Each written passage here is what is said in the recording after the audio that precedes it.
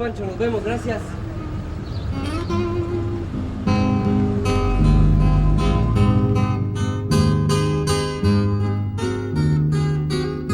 Profesor. Hola, muchacho, bienvenido a casa. Tía Chonita. Ay, Miguelito, dichosos los ojos que te ven. Ay, pero mira qué guapo vienes. Ay, pero dime, a ver, ¿cuándo llegaste? Desde anoche, pero nada más que tenía que descansar un poco por el viaje. Pero en la mañana nada más amaneció y le pedí a Pancho que me trajera. Y sí me trajo en la camioneta.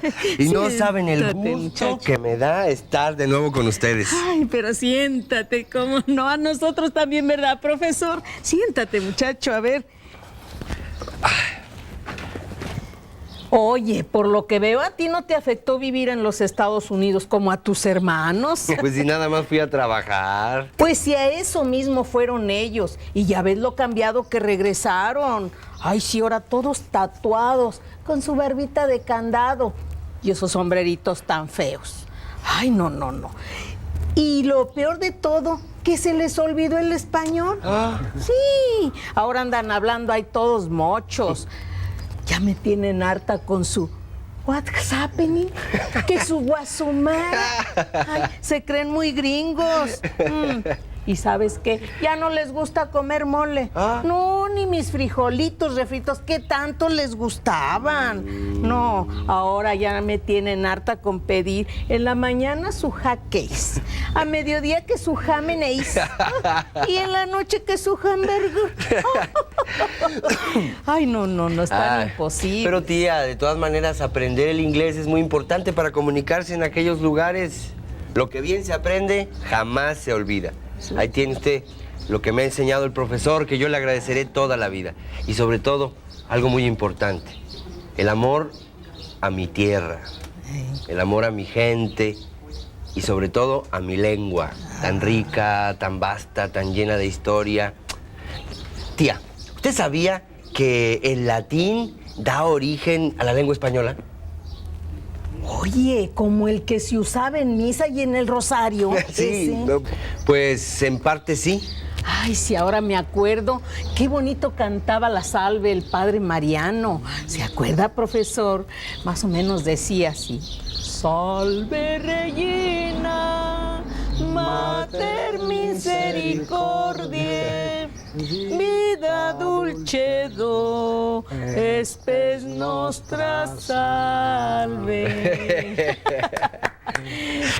El latín fue originalmente la lengua hablada en el Lacio, una región de la Italia central, cuya capital era Roma.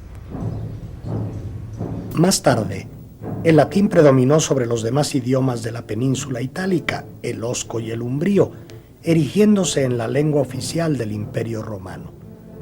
Durante varios siglos, Roma gobernó la mayor parte del mundo conocido.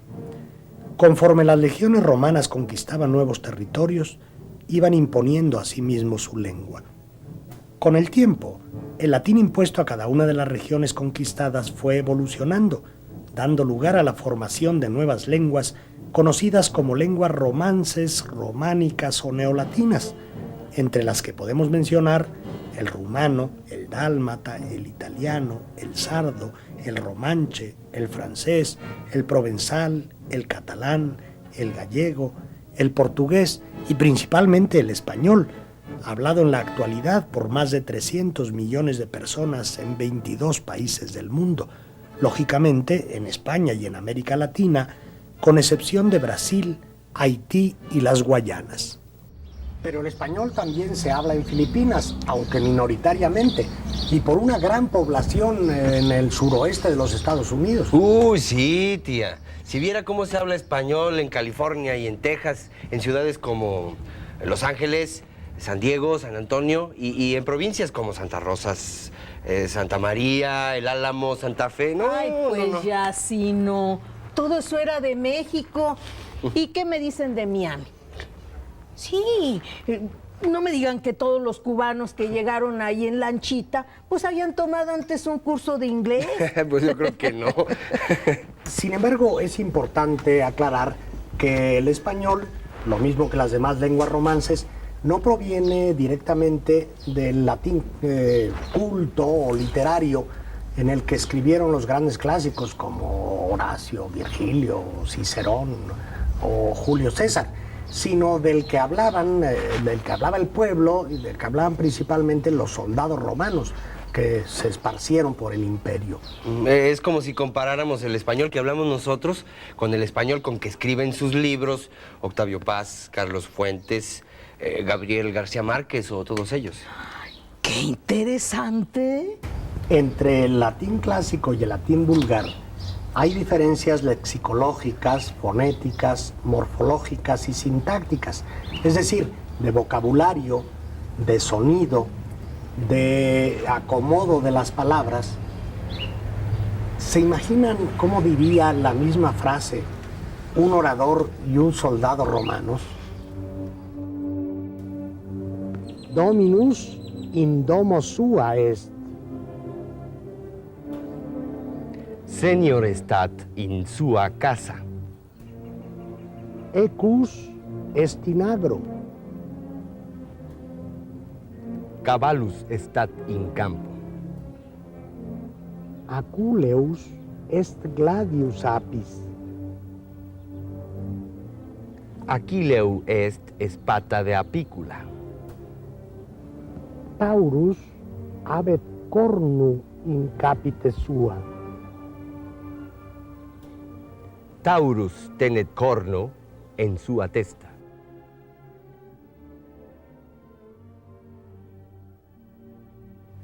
Por ejemplo, uno diría dominus y otro senior. Es lo mismo, el significado es, bueno, más o menos el mismo, pero la palabra es muy distinta. Por otra parte, el orador diría domus, el soldado casa, y por eso tenemos esta forma de hablar que no se refiere propiamente a la forma culta, sino a la vulgar. El latín constituye un 75% de nuestra lengua, por lo que muchísimas palabras, verbos, formas y pronunciaciones que utilizamos provienen de él. Por ejemplo, del latín aqua, que significa agua, se derivan palabras como acuario, acuático, acuoso, desaguar y acueducto, que proviene de aqua, agua, y de ductus, conducir, y que todos conocemos como un conducto artificial de agua.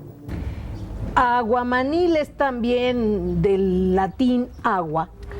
Sí, claro, y de manus, por lo que la palabra equivale a aguamanos y significa una palangana para lavarse las manos. Otro ejemplo es costa, que significa costilla, y de allí vienen muchas palabras como costado, recostarse, intercostal. Inter significa entre, entonces intercostal es entre las costillas. Oiga, profesor, entonces cuando nos referimos a costal de papas o de azúcar, ¿estamos hablando de la misma raíz latina? Sí, claro. Aunque el español es fundamentalmente de origen latino, intervienen en su formación también algunas otras lenguas que se hablaban anteriormente. Hay que hablar en primer término de las lenguas prerromanas que forman un sustrato en el latín. Ay, perdone mi ignorancia, profesor, pero ¿qué es un sustrato? Bueno, un sustrato es una lengua que ya existía antes de que otra dominara. Sucede, por ejemplo, como el náhuatl, que se hablaba en México cuando la conquista, y se impuso el español, pero el náhuatl sirvió de sustrato e influyó también en el español actual. A ver, déjeme ver si me acuerdo, profesor. Los sustratos de latín en España son el vascuense, el ibérico, el céltico, el fenicio, el griego y el cartaginés. Muy bien, Miguel, buena memoria. El vascuense, una lengua antiquísima y establecida en la península ibérica desde hace miles de años y que se conserva todavía, aunque claro, con las modificaciones propias del tiempo. El vascuense tomó al español los sufijos en, ena, eno y los sufijos erro, erri, irre, que aún encontramos en algunas palabras apellidos y nombres de ciudades como Emperro, Etarra, Segarra y Aguirre. Ay, y yo que pensaba que era de origen francés, ahora resulta que soy vasca. Ay, no, qué feo se oyó, ¿verdad? Ay, tía. Pero algo tendrá de relación, ya que por algo me llamo María Concepción Aguirre Esquerra. Sí, claro, efectivamente. Y, por ejemplo, a los vascos se atribuye la pérdida de la F inicial latina. En latín, por ejemplo, se decía formica y nosotros ya recibimos la palabra como hormiga. Algunas palabras del español son también de origen vascuense, como pizarra, boina, aquelarre, cencerro, chaparro, bruces, zamarra y otras más. Como R con R cigarro, R con R barril.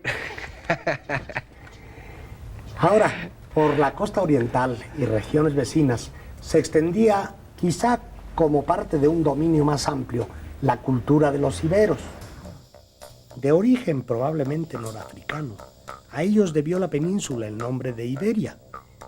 Del ibero se conserva el prefijo ili, como en iliberis, que quiere decir ciudad nueva, y algunas palabras como barranco y vega. Por cierto, profesor, hablando de Vega, ahora que estuve en el norte, fui a la ciudad de Las Vegas. Ay, qué ciudad más bonita y luminosa. Pues, por cierto, que ahí perdí toda mi quincena y ya me lo perdí a mis calcetines, tía. Otra cultura prerromana que influyó en la lengua española fue la de los celtas.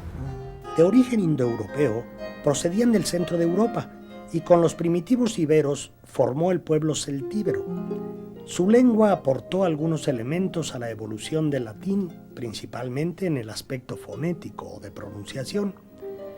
También aportaron gran cantidad de palabras como abedul, álamo, garza, puerco, toro, colmena, güero, tarugo, calzón, camisa, cerveza, alondra, cabaña y muchas otras. Ya me imagino a un celta diciéndole a su hijo: muchacho tarugo, póngase su calzón y su camisa. Posteriormente a los celtas llegaron como comerciantes los fenicios. Navegando en busca de plata, se establecen en las costas meridionales fundando factorías. Ya en el año 1100 a.C., tuvo lugar la fundación de Gadir, hoy Cádiz, y de Malaca, actual Málaga. Y fueron precisamente los fenicios los que bautizaron la península ibérica como Sfanilla, y de ahí proviene el nombre de España. Ay, España, qué bonito nombre. ¿Pero qué significa? Ah, si me permite, profesor, significa tierra de conejos, ¿verdad? Sí, efectivamente. Pero ahora hay que hablar de un elemento muy importante en la formación de la lengua española, que es la cultura helénica. Los griegos llegan como comerciantes y oficializan el nombre de Iberia para la península. Su lengua, indoeuropea, funcionó como adstrato de latín, es decir, convivió con él o se usó al mismo tiempo, y aportó al español muchas voces directamente o en forma indirecta a través del etrusco y el mismo latín. Se establecen en la parte sur de la península, creando varias poblaciones que fueron planteles de brillante cultura como Rosas, Ampurias, Denia y Sagunto. Cada vez que habla de los griegos, me lo imagino como uno de ellos. Algo así como Platón o Aristóteles. Ah, ya, tía, no lo chivié.